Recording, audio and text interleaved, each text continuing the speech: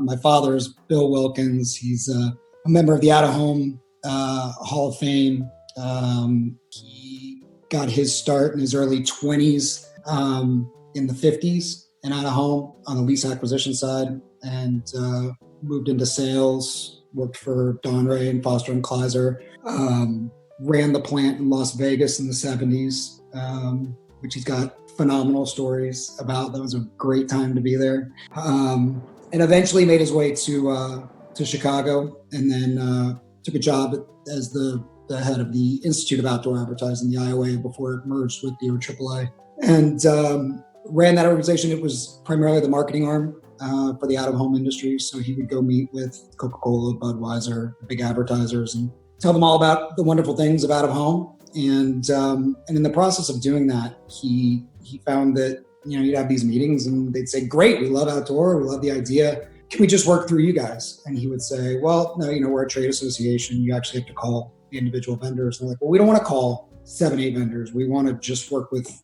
one group. And, he tried, I think, once or twice to take IOA private to be that service for the major advertisers, and wasn't able to do that. So he bought a small rep firm in Roswell, Georgia, what became Sandy Springs, Georgia, in 1986. And I was 5 at the time, and we moved down here, and he abolished the exclusive agreements that rep firm had, and essentially became a rep firm for the out-of-home industry as a whole, no exclusive agreements. And at the time, billboards, real simple, traditional stuff, and it was called Wilkins Outdoor Network. And in the early 90s, he changed it to Wilkins Media Company because it started to encompass more forms of out-of-home as they came about. And so I grew up going to all the conferences and knew everybody, and everybody knew me as Bill's son. And I would just run around at the conferences, probably annoy everybody. And but I never really understood what he did.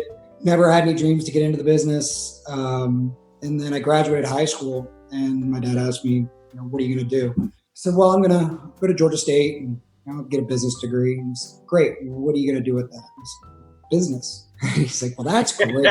Yeah, like, what else am I going to do with a business degree? I'll do business. And he said, all right, well, I'll tell you what. Why don't you come work for me for a semester and start in the spring, and then maybe that 3 or 4 months can inform your decision of where you want to go with that degree. And I did, and it was only supposed to be temporary. And one semester turned into 2, and 2 turned into 3, and say we were maybe about a year and a half in, and we sat down and had a conversation about whether this was going to be long term, or if I was going to go ahead and go to college. And at the time, I liked what I was doing, and it was starting to actually make sense. And so I decided to stay on. And so we had a handshake agreement.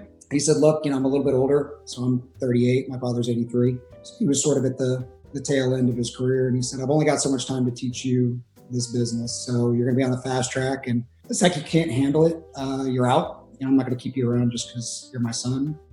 Doesn't mean I don't love you, but that's the way it's got to be. And he said, but at the same time, if you don't like it at any time, just tell me. And you won't hurt my feelings, and we'll part ways. And that was that.